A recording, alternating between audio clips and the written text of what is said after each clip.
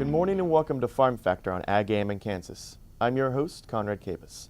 Farmers and ranchers flocked from all over the state to attend the annual Kansas Livestock Association convention. Kim Stackhouse of the NCBA Director of Sustainability Research showed how the checkoff-funded life cycle analysis is helping meet the demands of many grocers by providing hard evidence of the industry's progression sustainability. So the life cycle assessment that the Beef Checkoff funded through a contractor to the National Cattlemen's Beef Association is the first and largest life cycle assessment of its kind. It's a life cycle assessment that goes from the time the animal is born till the consumer actually eats the product.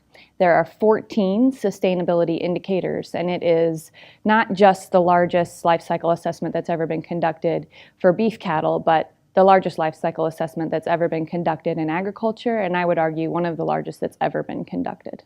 In 2006, the Food and Agriculture Organization of the United Nations released a report called Livestock's Long Shadow: Environmental Issues and Options, which aimed at the full impact of the livestock sector on environmental problems, along with potential technical and policy approaches to mitigation.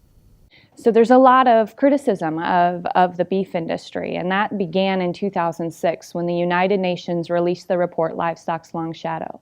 And in that report, they claimed that transportation was worse from a greenhouse gas perspective than livestock globally. So livestock was a larger contributor to climate change than all of the world's transportation. So all of the trucks, planes, cars, ships, etc.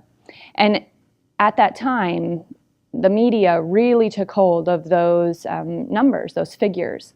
And for example, Time magazine published that eating a T-bone steak was like driving a Hummer.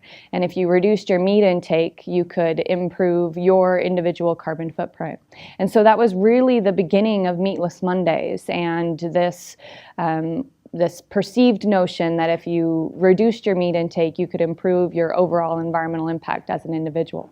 And so the beef industry needed research to tell their story, to understand not only their impacts from an environmental standpoint, but also to chart a path forward and to continue to improve the sustainability of the beef industry. And so that was really the need for the research. That's why the research was originally published. And I think this research has absolutely set the beef industry up to lead in this space and lead this conversation.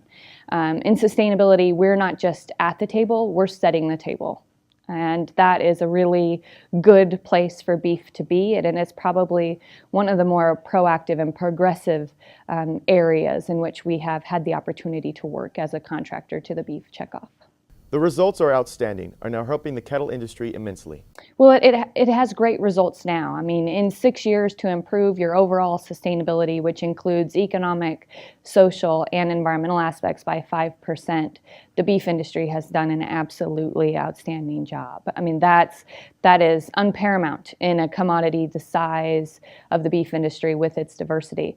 Right now, we're collecting more region-specific data. We're sending out actually online surveys to our producers, and we're having great responses. We've had over 600 producers respond from 4 states. So producers are really beginning to trust the science. They're beginning to want to tell their story. It's perhaps one of the best stories that we have to tell.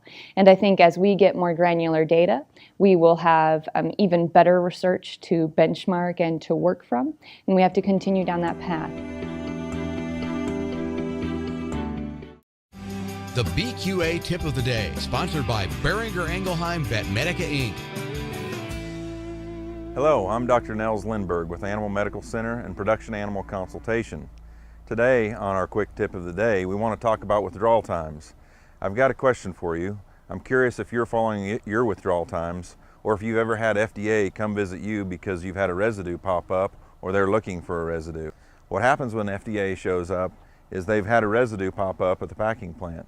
And from there, they just work their way down the line trying to find out where that drug was given and who didn't obey the law and obey the withdrawal. So it's vitally important as a producer that you keep very accurate records, handwritten records, or computerized records so that every drug you give, you have the withdrawal established.